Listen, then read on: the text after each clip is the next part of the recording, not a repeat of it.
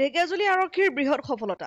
Cyber ক্ৰাইমৰ লগত জড়িত 7গৰাকী লোকক গ্ৰেপ্তাৰ কৰিবলৈ সক্ষম হ'ল ঢেকিয়াজুলি আৰক্ষী। বিগত কিছুদিনৰ পৰা এটা চক্ৰই ঢেকিয়াজুলিৰ বিভিন্ন অঞ্চলৰ একাংশ লোকৰ বেংক একাউণ্টৰ পৰা অতি কৌশলেৰে জমা ধন সৰকাইছিল। উক্ত ঘটনা সন্দৰ্ভত ভুক্তভোগীৰ অভিযোগৰ পিছতে চক্ৰটোৰ সন্ধানত ঢেকিয়াজুলি আৰক্ষীয়ে চলাইছিল তীব্ৰ অভিযান। ঢেকিয়াজুলি আৰক্ষীয়ে তীব্ৰ অভিযান চলাই বিভিন্ন প্ৰান্তৰ পৰা তদন্তৰ বাবে 7গৰাকী লোকক আটক কৰিবলৈ সক্ষম হৈছিল। ইয়াৰ পিছতে ঢেকিয়াজুলি আৰক্ষী থানাৰ ভাৰপ্ৰাপ্ত আৰক্ষী বিষয়া দীপক দাসে উক্ত ঘটনাৰ প্ৰাৰম্ভিক তদন্ত কৰি প্ৰাপ্ত তথ্যৰ আধাৰত আটকাধীন লোকসকলক গ্ৰেপ্তাৰ কৰে।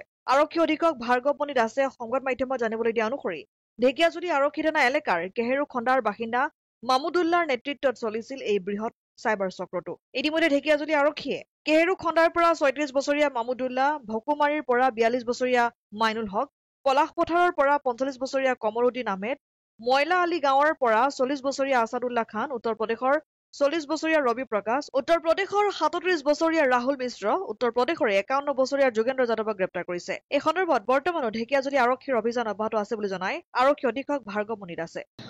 আমি ইয়াৰ বিষয়ে অৱগত কৰিব বিচাৰোঁ যে যোৱাকালি আমাৰ ঢেকিয়াজুলি থানাৰ ভাৰপ্ৰাপ্ত আৰক্ষী বিষয়া নেতৃত্বত এটা অনলাইন ফ্ৰড গ্ৰুপক এৰেষ্ট কৰা হয়। তাৰে আমি 7জনক এৰেষ্ট কৰিছোঁ। তাৰে 3জন উত্তৰ প্ৰদেশৰ হয় আৰু বাকী 4জন আমাৰ ইয়াৰে স্থানীয়। এই ক্ষেত্ৰত মেহমাদুল্লাহ বুলি কোৱা এজন ইয়াৰে স্থানীয় কেহেৰু খণ্ডাৰ স্থানীয় ব্যক্তিয়ে লিড লৈ আছিলে। আমি খবৰটো পোৱাৰ মুহূৰ্ততে আমাৰ আৰক্ষীয়ে ইয়াৰ ওপৰত ইনভেষ্টিগেশ্যন কৰে।